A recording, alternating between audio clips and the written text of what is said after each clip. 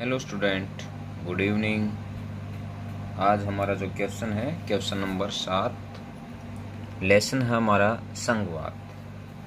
Question 7 है नगर पालिका और नगर निगम में क्या अंतर है। दोनों जो संस्थाएं हैं शहरी संस्थाएं हैं, पंचायती राज व्यवस्था की संस्थाएं हैं जो शहरी स्तर पर कार्य करती हैं। इम्पोर्टेंट क्वेश्चन भी पहले HBSC 2018 का जो सेट ए है उसमें एक क्वेश्चन आया था। तो नगर पालिका है वो क्या होती है, जो छोटे जो शहर होते हैं वहाँ पर ये शासन चलाती है। नगर निगम है जो बड़े शहरों में शासन चलाने का कार्य करती है, वो उसे नगर पालिका कहते हैं। तो इसमें जो पहला पॉइंट है, नगर पालिका छोटे शहरों में स्थानीय शासन चलाने वाली संस्था है। यहाँ इसने संख्या लिखा है, ये गलत लिख दिया, यहाँ पर संस्था है।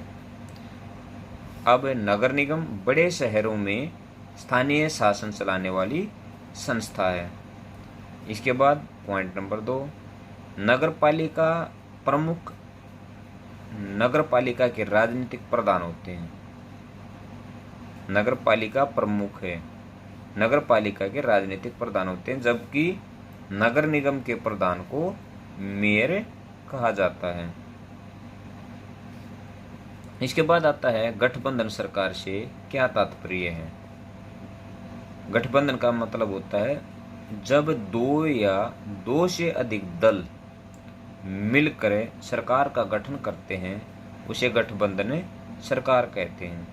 या क्या कहा जा सकता है, जब कोई भी दल अकेले बहुमत हासिल नहीं कर पाता, किसी चुनाव में बहुमत हासिल नहीं कर पाता, तो वह दल अन्य दलों के साथ मिलकर सरकार का गठन करता है। तो इस प्रकार की जो सरकार होती है उसे गठबंधन सरकार कहते हैं।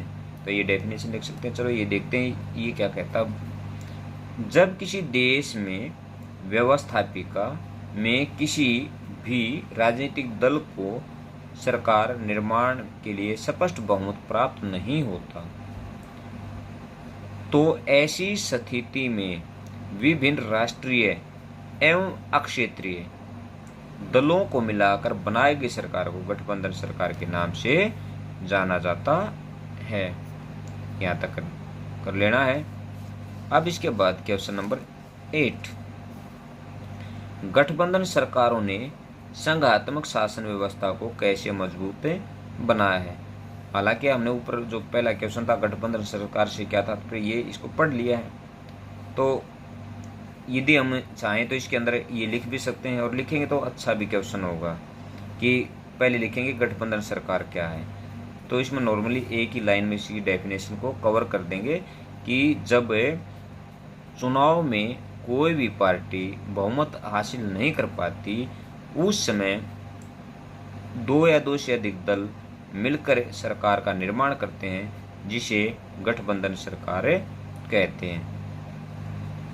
भारत में 1990 के दशक में गठबंधन सरकारों के नए युग की शुरुआत हुई। या ये कह सकते हैं भारत में 1990 के दशक में गठबंधन सरकारों की शुरुआत हुई थी।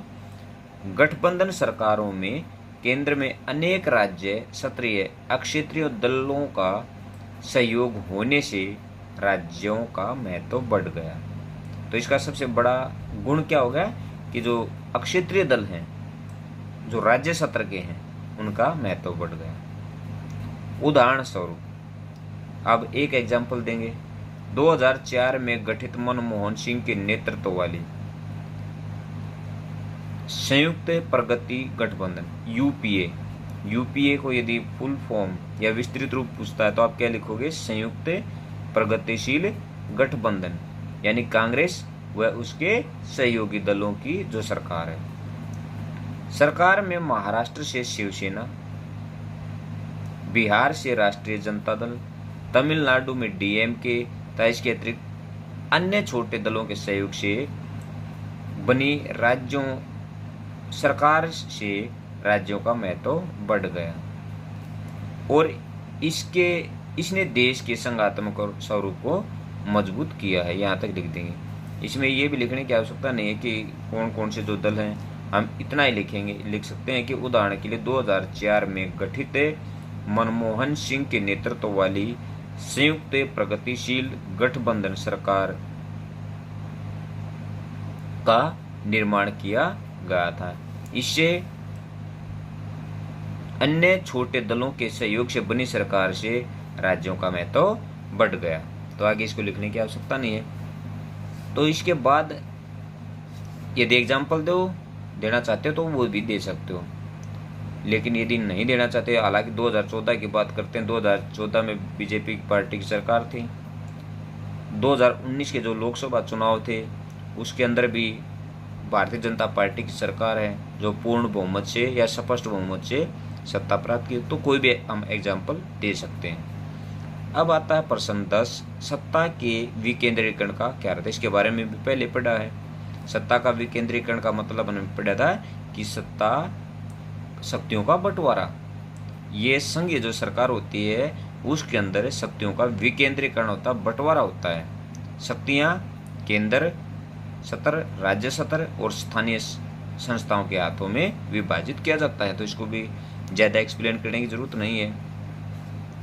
अब जो नेक्स्ट है, संघीय व्यवस्था कैसे चलती है, इसके बारे में भी हमने पहले पढ़ा है कि संघीय व्यवस्था किस प्रकार से कार्य करती है। देखिए इसके अंदर है, संघीय व्यवस्था को सुचारू रूप से चलाने के लिए संवैधानिक प्रावधान जरूरी है। यानी जो संघीय शासन व्यवस्था वो संविधान के अनुसार कार्य करती है। इसके साथ साथ संघीय व्यवस्था को सफलता के लिए लोकतांत्रिक राजनीति एक महत्वपूर्ण कारक है। लोकतांत्रिक राजनीति के फलस्वरूप संघवाद की भावना, विविधता का आदर यानी भिन्नताओं का आदर तथा संघ या साथ साथ रहने की भावना का विकास होता है। भारत में भाषा, नीति तथा केंद्र और राज्यों के बीच संबंधों की नीति संघीय व्यवस्था को निर्बाध यानी बिना बाधा रूप से चलने या बिना बाधा के चलने में महत्वपूर्ण भूमिका अदा करती है। यदि हम ये लिखें संघीय जो व्यवस्था कैसे चलती है, इसके अंदर ये भी एज इट क्वेश्चन लिखा जा सकता है कि संघीय शासन व्यवस्था क्या है और वो किस प्रकार से कार्य करती है। जिसके अंदर हम संघीय में क्या लिख सकते हैं, यह एक ऐसी शासन व्यवस्था होती है जहाँ पर सरकार के 2 या इससे अधिक सत्र होते हैं। भारत के अंदर 3 स्तरीय शासन व्यवस्था कार्य करती है जिसमें केंद्र सरकार, राज्य सरकार और स्थानीय स्वशासन है।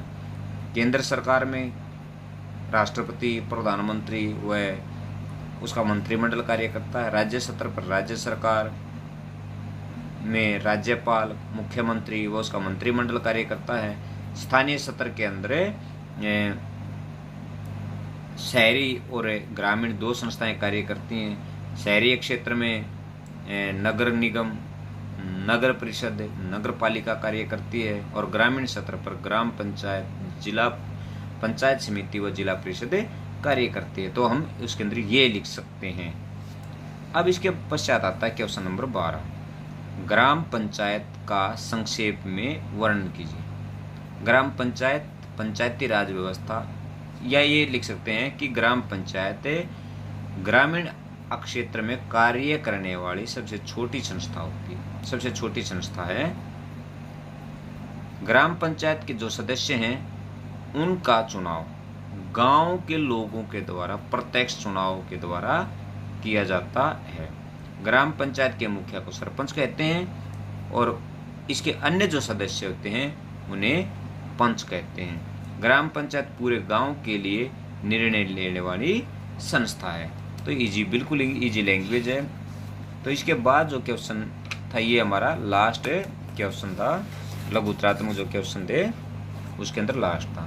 तो इसके साथ हमारा ये लेसन भी लगभग हमारा लेसन क्या हो चुका है, कंप्लीट हो चुका है और कल नेक्स्ट लेसन लेंगे।